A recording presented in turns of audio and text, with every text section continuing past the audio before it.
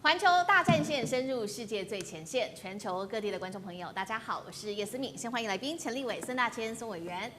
大家好。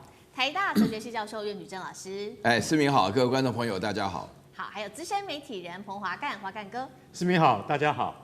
好，观众朋友，我们要赶快来关心，现在在不到24个小时，明天10月30号早上的9点钟，正式的就是习川会来正式的登场了。今天我们来看这一场釜山风云诡谲啊！这一场习川会到底这个会有什么样的演进？我们今天都会一起的来做关心。先来看到今天的开场3个火线话题，会请来宾帮我们做解答的。川普这一次呢，会在釜山快闪外交，背后藏的是什么样的玄机？现在包括了地点跟时间都已经列出来了。那么包括了不管是川普或者习近平他们的战略布局为何？这一场习川会真正的盘算是什么呢？再来，我们来看到最新消息，习川会正式的举办之前，现在川普已经最新放话了，包括他会用芬太尼来换取关税降低。那么这个芬太尼会成为习近平的一个谈判关键王牌之一吗？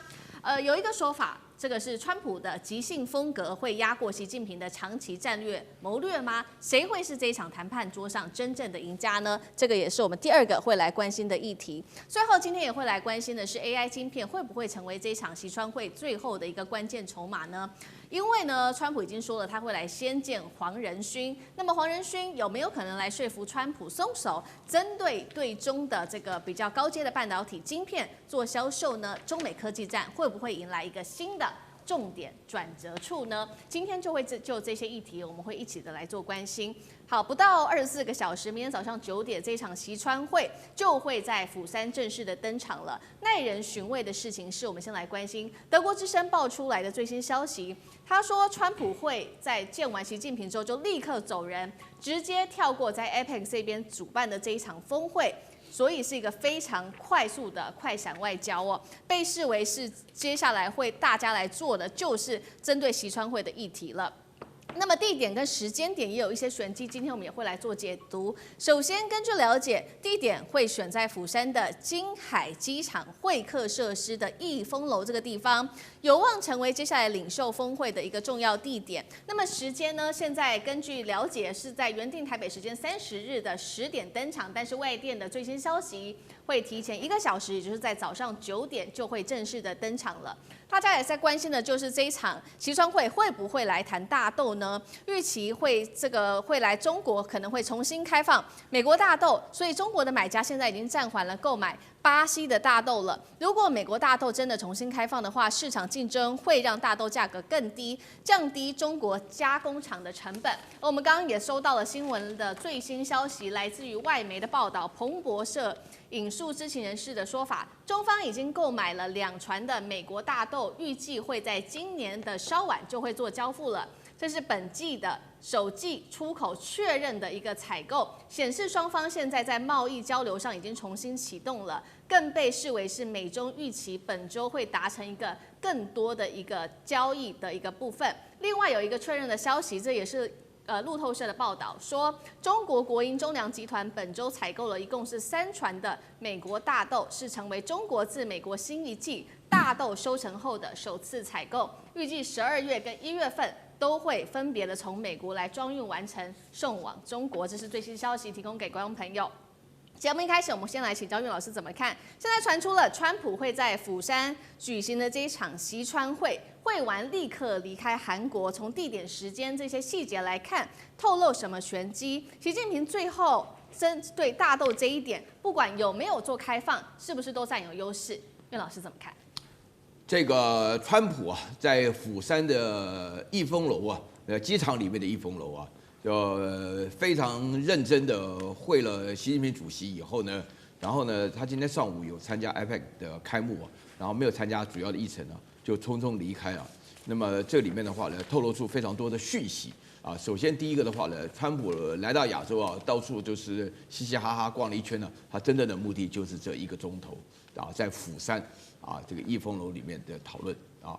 第2点的话呢，讨论的内容当中呢，做了一个很多铺陈。这个铺陈呢，前面呢有前置的铺陈，就是在这个马来西亚吉隆坡的会议当中呢，那个大家知道，那个贝森特呢讲了很多话，但是呢没有一句是实在的啊。为什么呢？因为贝森特讲说，我们可能考虑不征收100%的关税。那大陆普遍的话呢都炸了锅，很多人都会觉得说，你这个根本就是无中生有的100%的关税，你拿什么来换？所以说呢，我个人判断呢，大家要听就听李成钢的。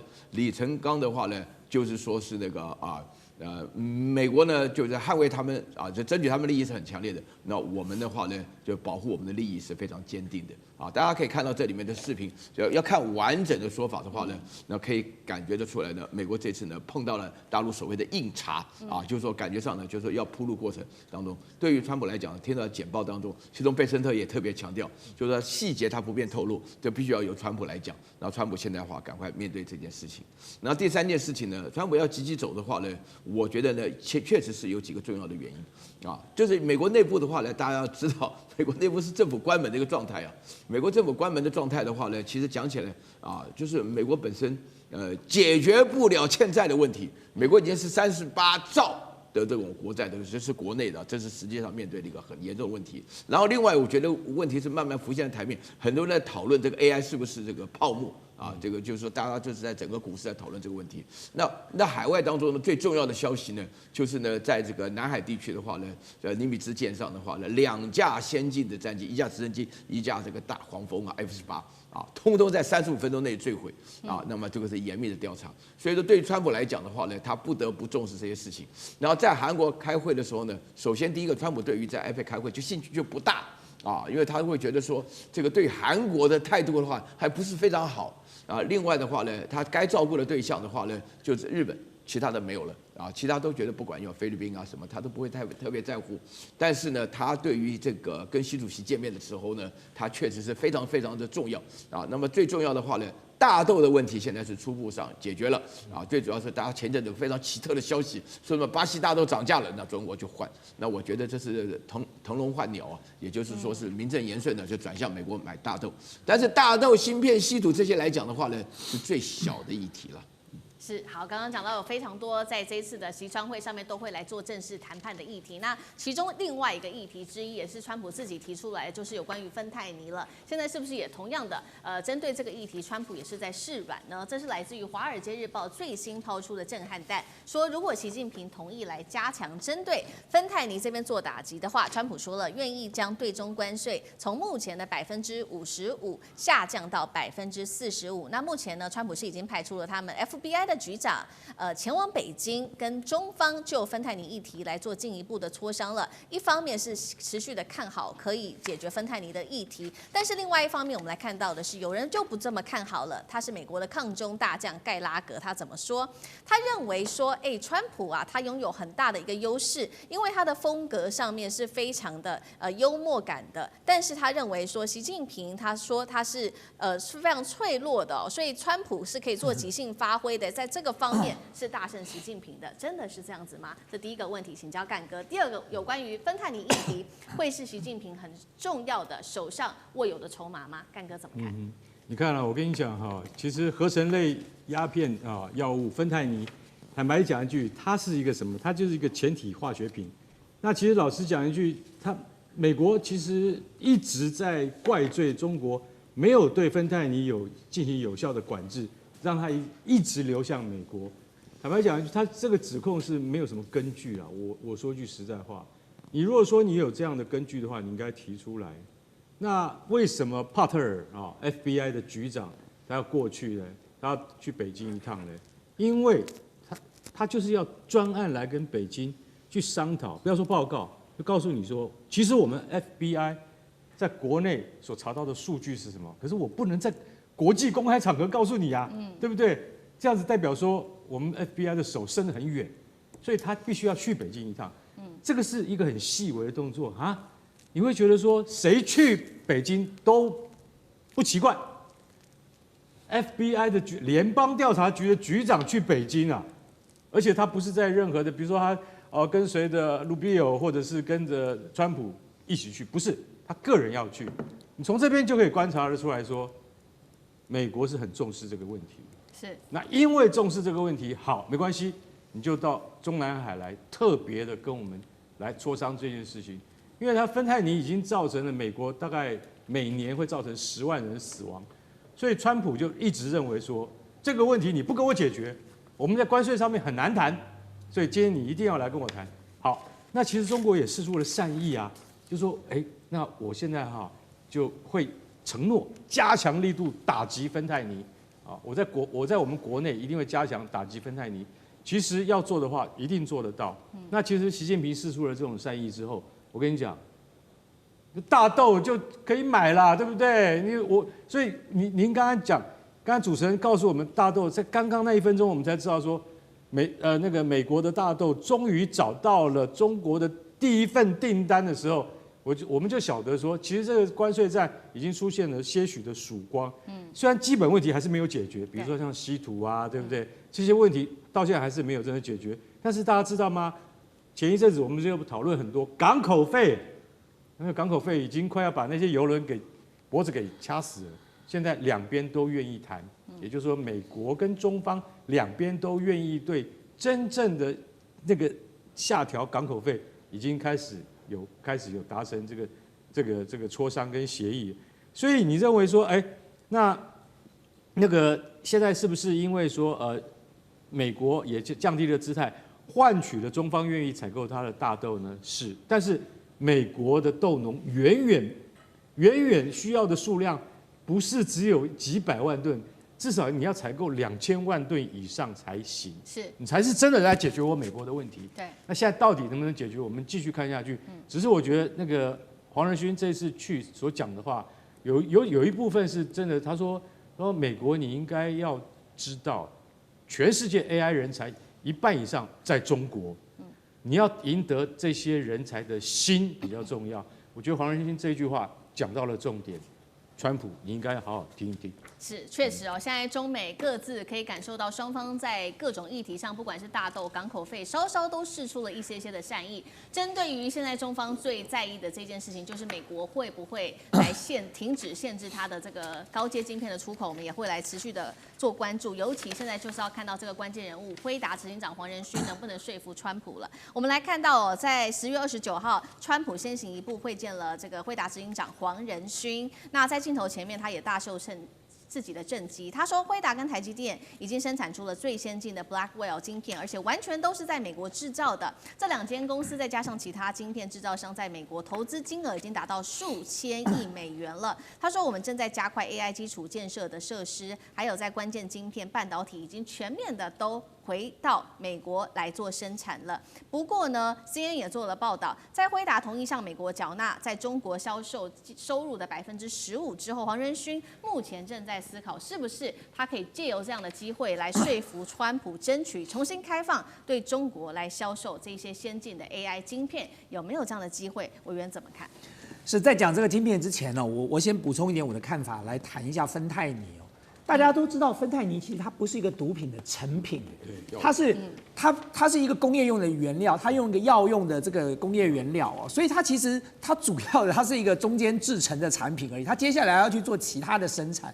只是美国人，我也不晓得他们怎么会这么天兵，把芬太尼来当毒品来吸了。你看过中国大陆哪个人在吸芬太尼的吗？是，就你看到加拿大跟墨西哥有谁在吸芬太尼吗？我第一次听到，你说今天中国这个美国的川普说，你加拿大、墨西哥、中国大陆因为没有管制好毒品，所以我要制裁你们，所以我要课高关税。可前提是那是一个工业用的这个终端的成品，到底是跟毒品是什么样的关系？你说你要去对什么哥伦比亚这些国家，它是这个种植白粉的、卖白粉做鸦片的也就算了，那你现在不是你现在是个芬太尼而已。我举个简单的例子，以前我们台湾年轻的时候，我小的时候，那个几十年前，吸毒是吸强力胶，对不对？我们讲说吸胶，强力胶是拿来粘东西的，好吗？那有人要拿来吸，那倒是强力胶的错吗？然后照川普这种逻辑，我们就应该要制裁所有生产强力胶的公司、生产强力胶的工厂、生产强力胶的国家，是这样子的吗？所以其实我觉得川普拿一个芬太尼来说事根本就是为了增加他自己谈判的筹码，想制裁人家就明白讲，不用找这么多理由啦。那回过头来讲，黄仁勋对于晶片的这个他的危机感，我觉得一点都不意外因为说直白一点，接下来的中国大陆市场不会再需要辉达的晶片了，所以谁造成这样的一个状况？是川普造成的，是美国造成的。黄仁勋在过去这几年已经不止一次的在跟美国政府喊话，说如果你现在用这样的方式，你最后就是逼着中国大陆自己自立自强、自己突围了。对，当他突围成功的时候，他就不会再需要我们了。我为什么敢这样讲？我举几个最近的新的讯息跟大家来分享哦。我提过，黄仁勋的辉达之所以可以绑架全世界，那是因为他的酷达系统作业系统号称是辉达的护城河。原本大家现在看到的 GPU 啊，以前我们在电脑里头用到 GPU 是为了画图的，所以我们叫做显卡。GPU 叫做显卡。其实以前大家不太在乎 GPU 的显卡，因为显卡是做的很简单的运算。可是呢，黄仁勋厉害的地方是什么？当他看到 AI 的趋势、区块链的趋势起来的时候，他就开始写作业这个环境了。他让他的显卡明明是拿来画图的，可以拿来运算的。所以呢，你这张卡没有那个作业环境还不能动。那张卡接了他的作业环境，马上就可以接上了 AI 的运算，这是黄仁勋吃死大家的地方啊！因为他花了18年的时间把这个作业环境、把这个系统建立了起来。可是现在问题是，不只是他，其他的公司也在做啊 ，Google 在做，更重要是中国大陆自己在做。中国大陆的 DeepSeek 自己在写程式了，他要用一个叫做 TileLand 的程式语言，他要突围了，而且他已经有成果了。第二个讯息跟大家分享的是，最近阿里云才对外宣布。他们已经成功的运用演算法的改变，把对于 GPU 的需求量从原本的1192片降到了213片哦，运算几十个大模型，降了多少？降了82%。它可以用把 tokens 做即时缩放这样的一个演算法，是让原本一片晶片只能够做一个大模型的运算，现在一片晶片可以同时做7个大模型的运算了。所以在这种情况之下，大家就可以打算盘。当酷打的护城河即将被攻破了，当这个晶片的需求量因为这个演算法的改变，对于算力的要求没有这么高的时候，那么对辉达来说，当然是极大的危机啊！这就是为什么黄仁勋现在急不可待的一定要想办法，希望能够得到川普的点头。他这个时候再不回到中国市场，以后永远不要回来。是，好，谢谢委员。那我们休息一下，马上回来。地缘政治，美中之争。战略价值，强权崛起，小国生存，现在与未来洞悉事件走向，掌握世界脉动，全球观点尽在环球大战线。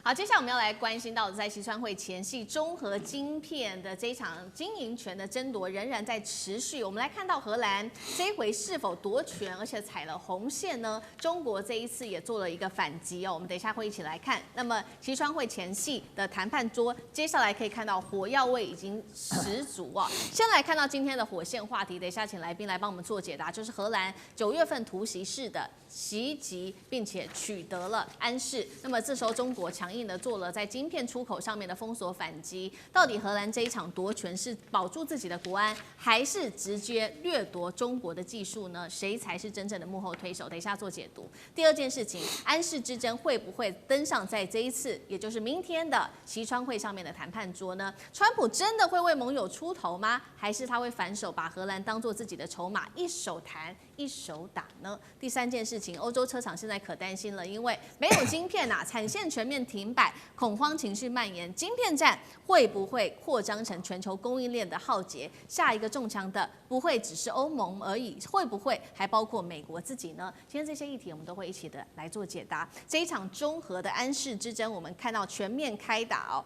外媒揭露了一个真相，本来荷兰不是说吗？当时他9月份去接管安市，他的理由是说，因为啊，他认为安市管理不善，而且还有国安的疑虑。但是现在最新消息来自于外媒的报道，他说真正的导火线是荷兰他们看不下去，是中国制造踩到了欧洲的痛处。为什么这么说呢？因为他说安市的前执行长张学正啊，计划砍掉40%欧洲的人力，并且要关闭德国慕尼黑的研发中心，甚至把英国曼彻斯特厂的这个设计机密跟设备设定，他希望能够全部转回中国厂，引发了欧洲的恐慌。于是荷兰当时就动用了冷战时期的物资可用法，用国安的理由来强制接管了安市，也逼退了中国大陆的这一些安市的高层。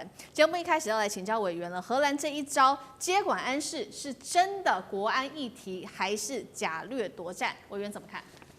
很显然的，荷兰是假借国安之名实行掠夺之实哦。那么我要讲的是说，其实我们看最近这段时间在国际社会上发生的事情哦，从美国到国际社会哦，其实有一个不变的脉络。这个脉络就是美国跟他的盟友小弟们常常做搬石头砸自己脚的事情，有的时候砸到自己脚就算了，还连朋友的脚也砸了。那么砸了朋友的脚就算了，有的时候搬的石头太大了，旁边一堆愚蠢的幕僚就跟着一起搬，然后搬一个更大的石头去砸自己的脚。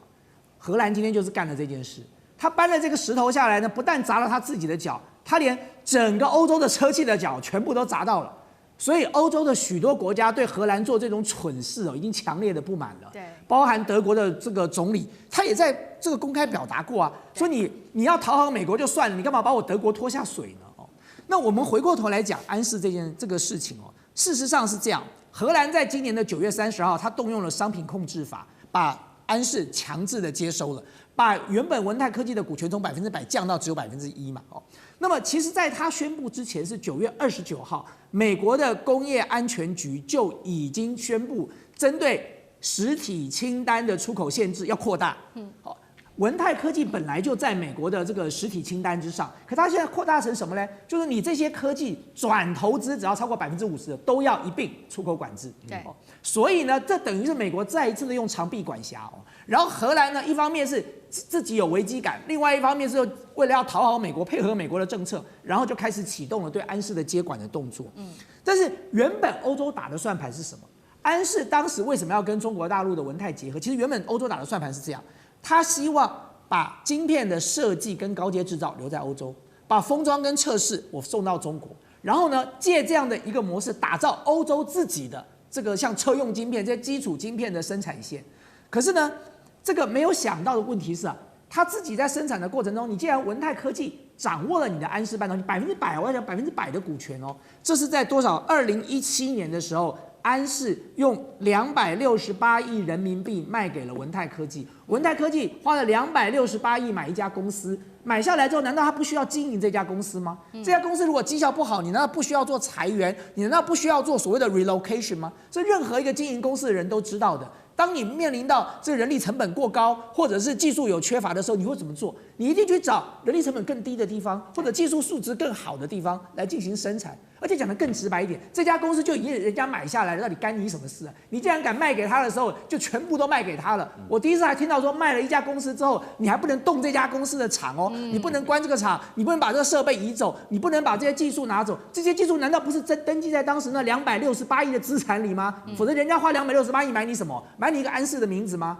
所以最奇妙就在这里了。你今天把人家的股权从100%降到1%。那我要请问一下荷兰，你要不要把钱还一下呢？那268亿你给人家拿走了，然后你现在跟人家说你只剩1%咯，所以你当然就会导致到中国大陆的全面反击嘛。全面反击倒霉的是谁？倒霉的就是欧洲的车厂啊，因为欧洲的车厂长期以来就是依赖了安氏所生产的车用的这个基础晶片，现在这个一断货，接下来呢，欧洲的几大车厂像 BMW、像 Benz， 他们可能在出货上都会有造成很大的问题了。对，就如委员所带我们看到的，所以现在其实倒霉的就是欧洲的车厂，因为中国大陆当然早就已经祭出反制了，针对荷兰的这一系列的动作。我们看到原本的这个安氏它的运作模式就是确实是在欧洲做研发，然后如委员帮我们提到的，中国完成制造，那大概70%封装测试等等都是在大陆做的。那大陆做完之后再出口到欧洲国家，但是等于说大陆现在把它一刀砍断了。那目前为止，其实截至目前，过去一直运作的方式就是说，主要的这些前段都会在英国、荷兰跟德国这些地方来做研发等等。那总部会设在荷兰，然后后段的部分则是在亚洲进行，不管是在中国或在菲律宾跟马来西亚等等。但是大陆现在等于是把这一切后段都卡死，让它无法出口到欧洲国家去这些晶片，那么影响的就是确实欧洲的车厂之外，还有日韩的车厂。欧洲的车厂现在福斯已经出来说了，晶片库存啊，我们只能再撑下3周而且宝马跟宾士的产线现在也都陷入在瘫痪之中了。另外，他们还要担心的是，现在中国市场根据欧洲的说法，冒出了一堆是安氏相容的零件供应商，但是欧美厂商仍然是不敢买的，原因是安氏已经警告了中国厂的产品，我们不会给你保固，也就是说你买的这些零件坏了，也不会有人帮你做处理跟维修等等。现在的关键要来看了，西川会有没有可能安氏这个议题上谈判桌来化解中核的危机？卞老师怎么看？这个我先强调一下哈，这个荷兰干了一件蠢事啊，但这个蠢事的话呢是有连锁效应的。所以我这边得到的题目是说，这个北京封锁这个出口，这个生产这个封装的地方是在东莞啊。那么这里头的话呢，就是最重要的，北京是叫做杀鸡儆猴了啊，因为荷兰呢自己以为啊，替美国当小老弟啊，这个 say 喊的就是先敢对对方的老大开枪啊。荷兰自己以为自己很厉害，然后美国很高兴啊，什么关税的问题。但实际上的话呢，荷兰有一个想法错误了。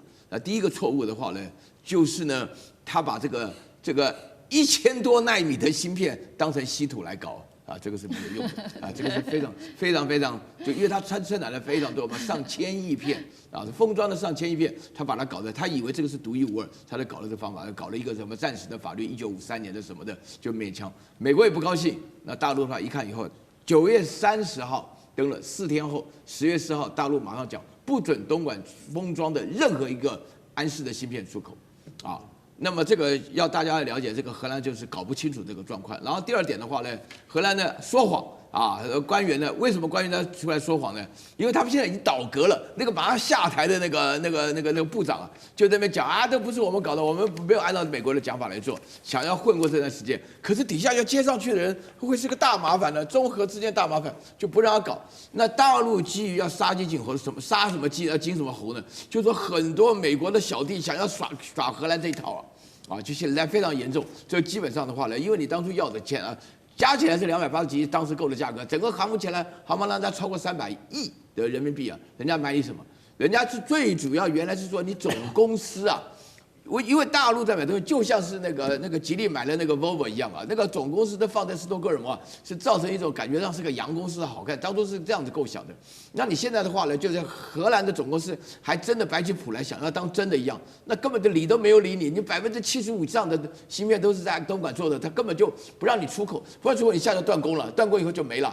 然后最重要的是，荷兰当初的条件就是你把那个张学正那个 CEO 给我换掉啊，那个文态当中的话，大陆要了解啊，只要中国的企业受到欺负，那政府一定会出手啊，那不准出口，那就政府出手啊，对不对？你逼到最后的关头，现在这里头的话呢，一个非常重要的情况下，就是说，你现在荷兰搞这事情，对不对？一巴掌耍掉你半个脸了啊！从此以后看你还敢不敢动？现在好了，同意了，认怂了，啊，安置出口啊。用人民币计价啊，然后维持这个现在基本上能够出芯片啊，但是这个安氏的中国厂已经完全跟荷兰断掉了，我们自己干就不要你了，是啊，你这个搞的方法，因为荷兰本身人家说偷鸡不着18米啊，现在是偷鸡不着的话呢，连自己所有的工具都不见了啊，以后再也没有工具了，所以就这个麻烦。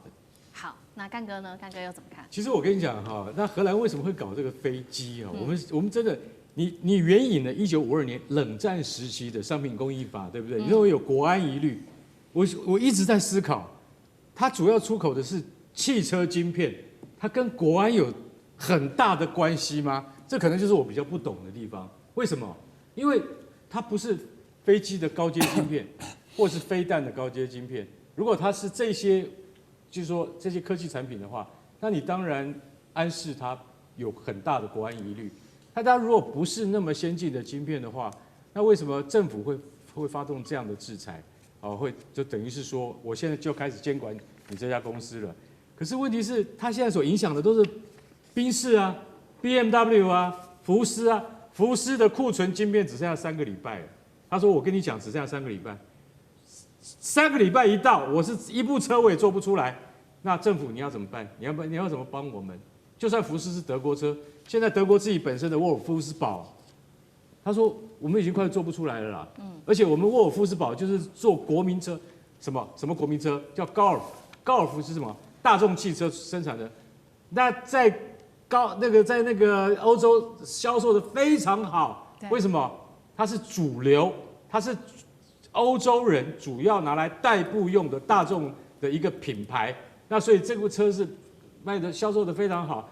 现在你像东莞的这个安仕的厂，他们现在封测，我跟你讲，他们那80%的货都是从东莞的厂出去的，现在完全不能出去，你怎么办呢？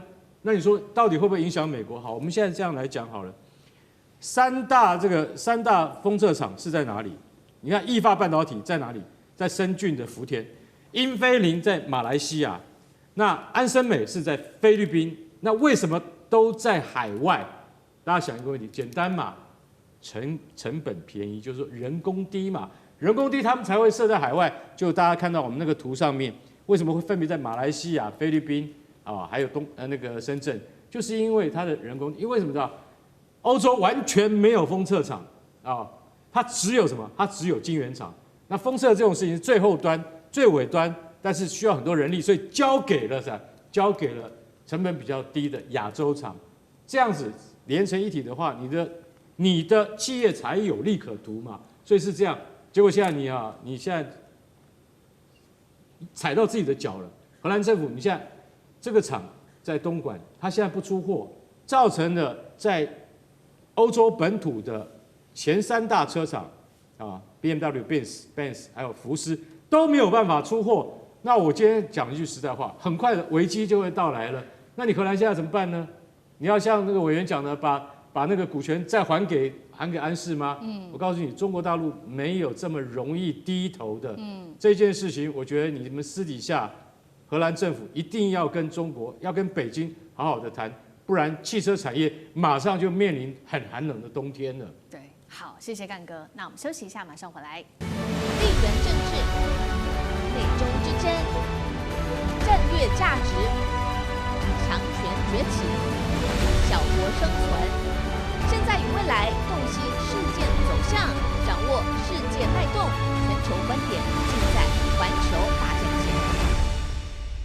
好，接下来我们要来特别关心到的是美委战争，委内瑞拉这个战争是一触即发了，尤其现在美军签下了保密协议，据传要即刻入侵了吗？另外一方面，我们会来关心到的是中俄是否联手美国来力挺呢？来针对美国，我们等一下都会一起的来做关心。好，现在来看到的是最新消息，加勒比海火药味失控蔓延，美国呢无视于国际的争议，持续的发动了是3波的空袭，一共是击沉了4艘船，酿成14人死亡的一场悲剧。其实我们一直从9月份就做了许多的报道从9月份到现在先做一个统计，美方已经击沉了14艘的船，至少造成57个人丧命。而这一件事情最吊诡的是，华府口中一直说这个是反毒行动，但是都没有证据显示这些船上面是真的有毒品。外界质疑美国就是在做假旗作战，为接下来川普要入侵南美洲做好准备。为什么会这样讲？我们先来看到有一些迹象。美联社的报道 ，CIA 美方曾经试图要策反马杜洛当时的专机首席飞官，他怎么要求这位飞官呢？说，你秘密的把你们总统把你们的总统马杜洛的座机转向吧，让美国呢可以直接当场逮捕马杜洛。这是第一件事情，来自于美联社的报道。第二件事情，我们来看到美军官员甚至被要求，路透社的报道，签署保密协议指出呢，川普正在为入侵，接下来他不只是要入侵委内瑞拉，甚至还有哥伦比亚都已经预做好准备了。听到这些消息之后，美国政府怒斥这是美国南方司令部策划的殖民侵略美国已经逮捕了疑似和 CIA 有关的这些佣兵，而他们正在准备策动的就是这一场假旗的袭击。川普从各种动作来看，已经准备好要来作战，要来入侵南美洲国家，要动武了吗？这一场行动最后的一个目的，是不是就是要扶植亲美的政权？委员怎么解读？当然就对美国来说，他长期以来玩的把戏就是欲加之罪，何患无辞嘛。那么以前要加这个罪，好歹还会加的比较高尚一点就是跟普世价值有关啦跟民主、自由、人权扯上关系。现在完全没有了，现在的这个借口都很 low 到让人家觉得非常意外了，就拿毒品出来讲了。我刚才讲这个芬太尼已经讲过了，他要对付加拿大跟墨西哥也是芬太尼，要对付中国大陆也是芬太尼。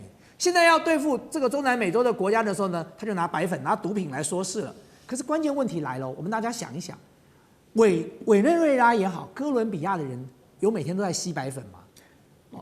如果你说他生产白粉好，理论上来说他也应该要吸白粉吧。所以照你美国这种说法，哥伦比亚、委内瑞拉、墨西哥、加拿大、中国大陆理论上都在吸毒啊。可是为什么人家没吸，只有你吸呢？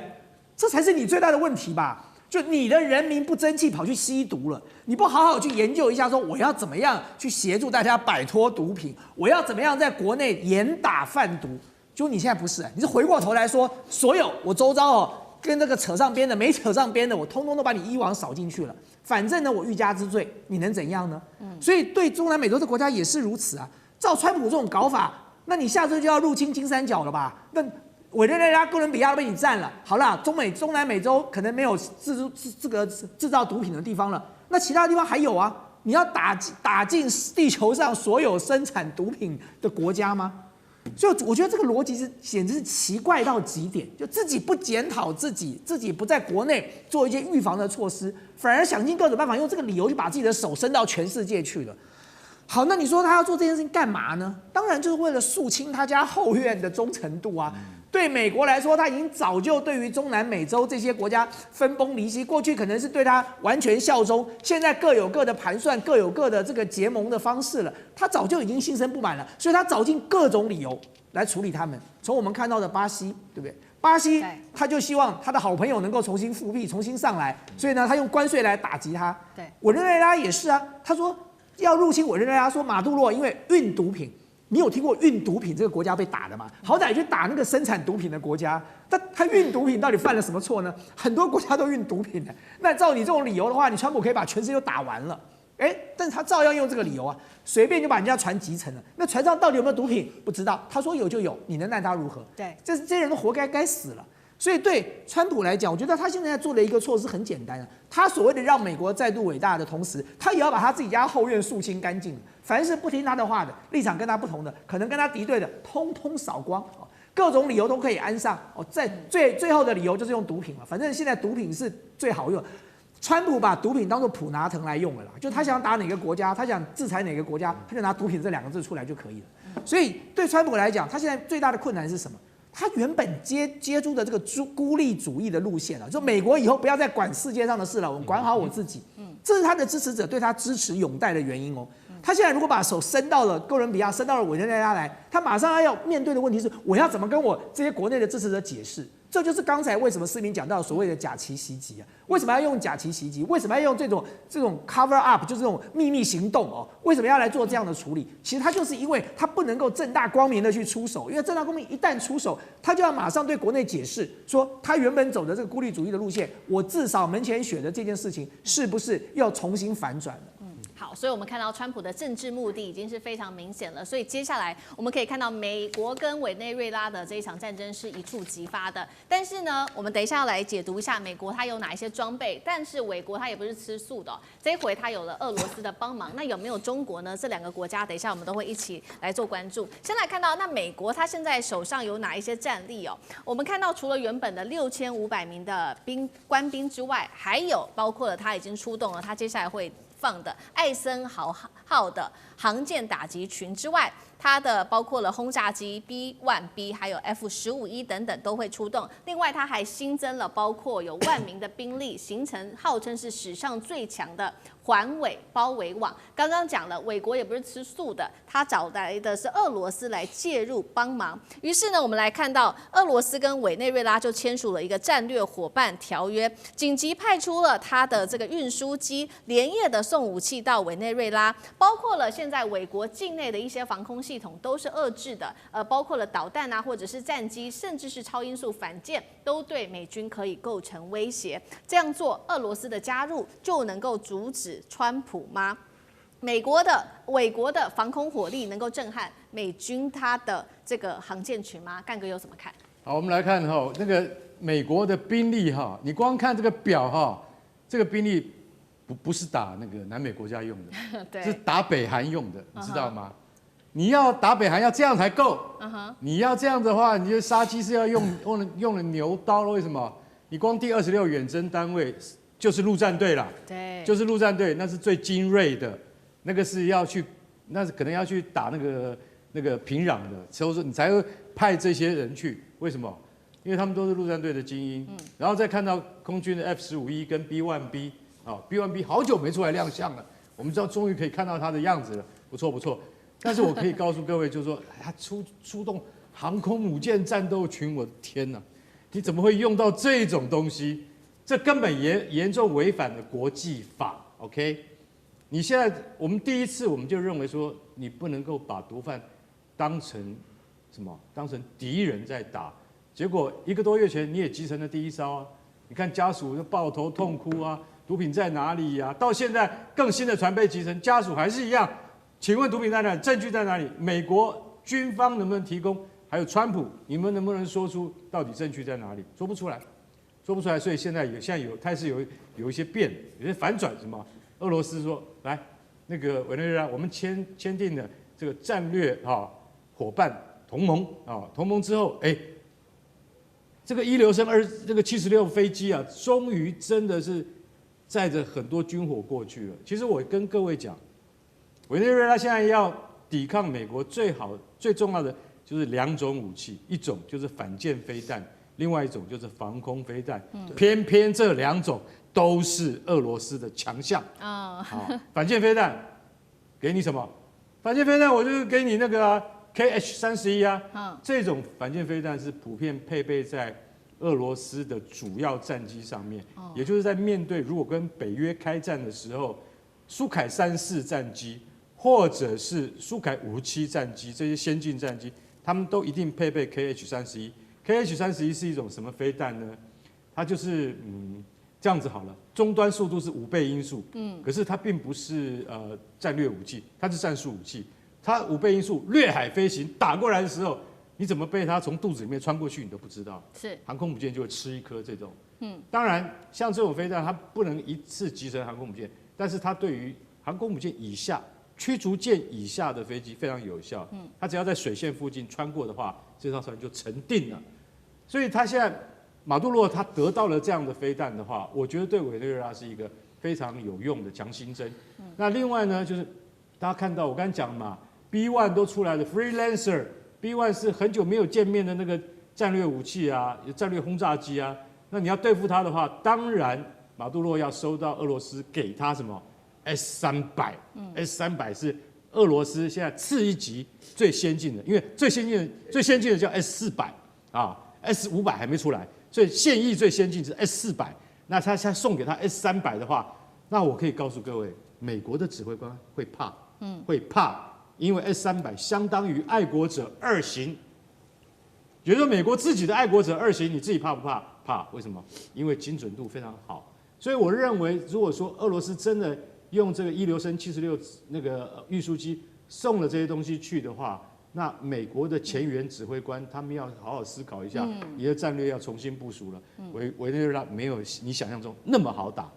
好，我们看到美国包括了这个整个南美洲国家有了俄罗斯的支持，那另外一个国家，刚我们要讨论的还包括了中国大陆，中国大陆又会不会支持这些南美洲国家？尤其我们现在要来看到的是委内瑞拉，等一下会请苑老师来带我们看，因为呢，我们现在看到其他国家恐怕也要准备了，这是来自于共和党议员说的，他说下一个目标啊，不会只是委内瑞拉而已，还会扩及到哥伦比亚跟古巴，更扬言，这句话就夸张了。他说，整个西半球都是属于美国的，被视为是21世纪版本的门罗主义复辟哦。那么，包括了多个南美洲国家都已经站出来说了，这个是侵略行为啊。现在就是要看中国角色了，因为中国长期跟南美洲国家有很多的合作，不管是在“一带一路”上面，或者是人民币的贸易圈等等。那中国的角色，苑老师又怎么看？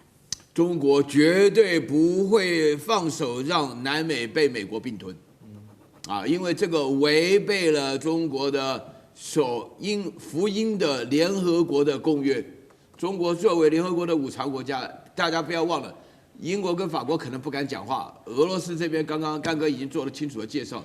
那中国本身确实是会帮助委内瑞拉做这个事情。我要讲的从3个部分来讲，为什么是委内瑞拉？因为委内瑞拉从查韦兹开始，啊，就是以反美著称啊。所以说呢，美国对于他家的后院，有人不听话就算了啊，还要反美。所以说查韦斯的话反美，查韦斯就用他们的石油来补助哥伦比亚。啊，所以说整个南美洲基本上所有的南美洲国家都偏左，那美国是一个非常右的资本主义国家。第二点的话呢，啊，那个委内瑞拉有全世界最大的石油产量，不是产量，藏量储存的量啊。那他们本身来讲，他爱钱嘛，他喜欢看的这一点啊，那就这个情况就很简单。然后第三点呢，我要强调一下，这个美国这个共和党的参议员呢，叫什么斯科特的，他其实是很不要脸的，你知道为什么？因为你知不知道为什么美国拥有菲律宾的时候让菲律宾独立？因为美国不要跟穷人为伍，啊，大家要了解一件事情啊，当美国人不难呐，对不对？大了个肚子到美国生孩子就美国人，但是美国认为说你起码要有5万美金生个孩子啊，这不要穷人来，所以说美国要占领整个西半球啊，只有一个办法，就学以色列在加沙把他们全部干掉啊，就干到底下。美国人是不希望自己扩大，每个人都有在美国办签证的经验难得个要死啊！美国人都害怕，就问你问你如果长得漂亮，问你要不要嫁人如果长得这个说问你有没有钱美国都很在乎人家要不要进来，他还要占领别的国家，所以斯科特就是讲的搞不懂那像古巴啦什么哥伦比亚说好来啊，你就都变成美国人愿意我们在台湾就有51俱乐部你知道吗？对不对？所以你美国又不愿意做的事情，又不愿意被杀光，那什么东西？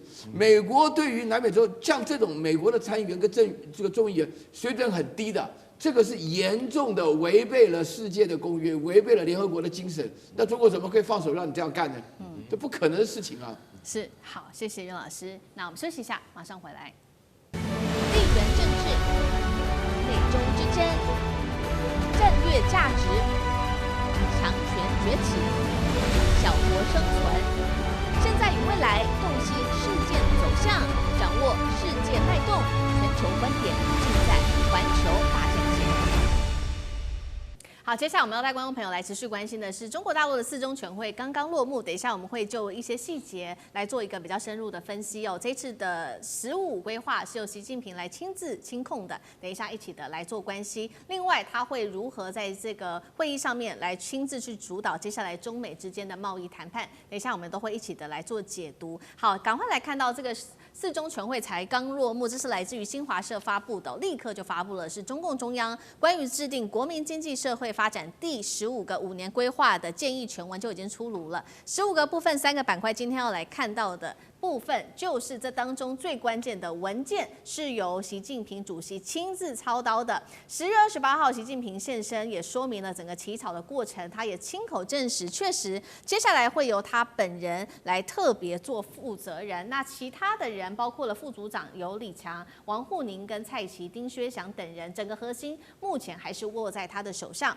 台湾的这一位是国防院的助理研究员，他是齐乐意做了一个分析，他说为如期实现15规划，习近平将会持续掌权到2030，甚至呢持续掌权到2035年都不会假他人之手，实现社会主义的现代化。苑老师怎么看这个15计划来看，暗示习近平的治权稳固可以到至少2035年吗？那藉由这个计划，我们也来看接下来他如何主导美中的贸易对决。我对这个问题特别有兴趣。我首先呢强调，什么叫14-15，什么叫15-5，就是5年计划，14次5年计划，15次5年计划。那么这个的话呢，到了2025年，就今年14-15就收官了完美收官呢，基本上都达到了税额预求的目标。几个月前就已经到达了快到了90%。那现在情况成果不错。那15-5的话呢，这里面呢包含了几个重点我在这边简述一下，因为这个网络上的消息非常多。首先呢，第一个重点呢，就是说呢，就在20大的4中全会里面来开会这个20大4中全会呢，那么原则上来讲，5年计划呢，就是2年在前面任期，那么3年在后面一个任期，所以要横跨2027到2030，这是第一个15-5。然后第二个的话呢，这15的那个目标呢，原来15呢请记住它叫做经济计划，它不是计划经济这个观念一定要翻转过来。对。那么这个强调这个大陆的发展，我在当中呢会除了强调全面加深改革以外呢，另外最重要的是提振科技，还有一个是叫提升我们的社会文明那么这个要普遍让大家日子过得好一点，在5年当中，这是第二个重点。第3个重点的话呢，大家仔细看的时候呢，就是在4中全会呢即将闭幕的时候呢，那个习主席呢跟这个所有的这个党外人士呢一起合开了个会，里面强调了大概7个目标吧，就是未来在15中要发展的科技，里面包含了核聚变啊，然后这个量子科技啊，然后这个脑机衔接啊，里面有很多了，大家可以看里面的内容呢。最主要的，他是讲说，到了2030年不行，要跨到2035年。对，换言之的话呢，这不是15了，连16.5都写进去了。所以14.5刚结束，15还没开始进行，那16.5呢都已经有计划了。为什么要这样子呢？就是说明了你刚刚提到了我的同学齐乐意的一个观点就是说呢，因为大家这个各式各样谣传啊，什么权力不稳啊，身体不行啊，什么将官什么的，跟我自己观察到完全相反，非常稳定。而且我说句良心话不晓得大家喜不喜欢听就大陆的绝大多数人都极其期待为什么呢？只有在稳定的环境中才有发展。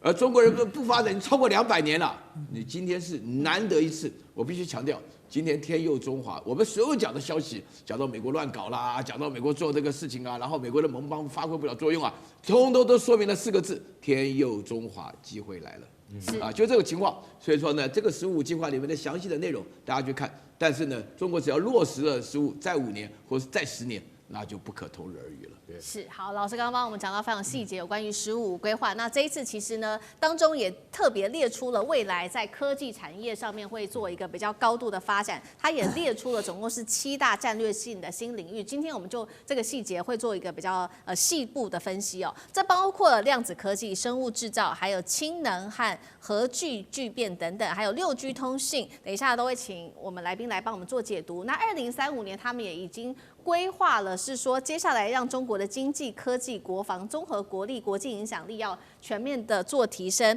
那另外他们也提到了，人均国内生产总值要达到中等发达国家的水平。委员怎么看？对，大家在关切这个20大4中全会的时候其实除了关注15.5的计划之外，当然大家很关注的就是刚才苑老师所提到的习近平的位置究竟稳不稳我觉得这再一次的反映了西方媒体的无聊无知的这种愚蠢的行为了他们总觉得好像用诅咒就可以把人家诅咒死我不止一次在这个节目讲过，如果这个诅咒是有效的，金正恩已经死了800遍了。这个诅咒如果是有效的，习近平已经中风10几次了，但是讲的活灵活现的。所以呢，国内外所有的人在看这个4中全会的，大家都现在看说习近平有没有出来这一次习近平稳不稳得住？他是不是要交班了？甚至连交班的人都可以传得出来，我真的傻眼了。所以当大家看到4中全会还是由习近平气定神闲的在宣布15的计划的时候，就再一次证明西方媒体的无知、无能、愚蠢的地方了那我们回过头来讲15，其实从15的计划里头不难看得出来，中国大陆已经定了一个基本的调子，这个调子就是科技就是国力。接下来所有的一切，不管是经济，不管是这个国防，各个层面都是以科技为基础的。所以他们提到了非常多的这个尖端科技的发展比如说他们提到的量子，这个量子运算、量子这个电脑。各位知道量子的这个晶片量子运算现在在全世界大概是2大研究中心，一个是美国的矽谷，一个就是中国大陆。那美国这个走得最快的就是 Google， 所以 Google 最近才宣布了一个他们的量子晶片，叫做 Willow 这个芯片出来了这个运算的速度有多快呢？我告诉大家，这个运算速度比现在的超级电脑快13000倍，也就是现在地球上的超级电脑它要花150年才能算完的东西。这个量子晶片只要几天就算完了，可以取代150年所以大家就可以知道说量子运算现在的重要性在哪里了。那么因此，中国大陆事实上，据我得到的一些讯息，中国大陆自己在量子运算上、量子电脑上已经有突破了，只是他们很保守，他们并没有把它讲出来。甚至有人预测说，这个现在的这个中国大陆，包含俄罗斯很多骇客之所以能够快速的骇进去，然后把比特币拿走，是因为他们已经用量子电脑来做解码了嘛。所以各位知道，一旦你量子运算成型之后，接下来的是什么？就是量子晶片了。量子晶片马上就要取代什么 GPU 咯。所以我刚才不是在上一段就曾经讲过，黄仁勋这个时候再不进去，他就永远都不要再进去了，因为接下来马上就有迭代更新的这个运算晶片出来了。所以这就是量子力学量子运算重要的地方。第二个核融合，核融合现在是未来 AI 发展的一个关键转捩点。美国的5大科技巨头现在都在拥抱核电，要么就去买核电厂，包含连那个三里岛曾经出过事的核电厂，他们把它买下来重建了。然后呢，要么就投入核融合，像 OpenAI 在做的就是小型核融合。谁能够突破核融合的关键技术，谁就能够像太阳一样源源不绝的制造能量出来了。所以核融合当然是接着影响人类未来100年非常重要的一个尖端科技啊。那么中国大陆自己的电力这个供给已经其实相当足够了，多到已经都可以出口了，可以外销了，可以卖到其他的国家了。但他们仍然全面的在投入核融合的原因是什么？就是因为他们非常清楚的了解 AI 的迅速发展，接下来所需要的电远远超过我们的想象。那么包含像最近北大的团队才公布了一个相当令人振奋的消息啊。日本先前还在威胁说要断掉中国大陆光刻胶的提供，说一旦没有光刻胶，你的晶片就不要生产了。结果北大团队没隔多久立刻宣布，他们已经攻克了光刻胶的技术，他们把光刻胶的所谓的不良率，就是瑕疵率，可以降低了99%了。对，所以对中国大陆来说，他们一直在科技的这个领域上，一直不断的逐步的往前推进。你现在有15的计划在做后盾，再来投入了政府的力量，我相信接下来这个中国大陆的科技发展是值得令人期待的。好，我们看到大陆现在在15规划里面已经把这个科技视为非常重要的一环哦。那科技就是国力，那所以现在呢，其实外媒也做了一个分析，习近平主席之所以有这么有底气哦，他觉得有非常多的原因。那其实外媒也针对了从2013年习近平他的演讲谈话1万多篇的文章里面来做了一个分析，这是来自于《经济学人》跟《人民日报》做的分析。他认为说，习近平现在的政治语调变得更加的强硬，言谈就像一位处于权力巅峰的领导人。那习近平他确实也强调，中国如今已经是强国，世界处于100年未有的大变局，反映出了他坚信全球权力平衡正在朝中国来做倾斜了。他的底气来自于哪里呢？在大国竞争当中可以战胜川普吗？那干哥又怎么看？在于他的底气就是中国的全面飞，就是说起飞。中国的所有的科技以及出口以及贸易以及商品，你会发现说中国是不断的在往前要进。你会发现以前你认为说它的东西恐怕都有产品的品质的瑕疵，现在没有。你去看看中国很多在淘宝上面的产品，你说我们去买了回来，发现说那跟我们台湾做的差不多啊，已经没有两样了。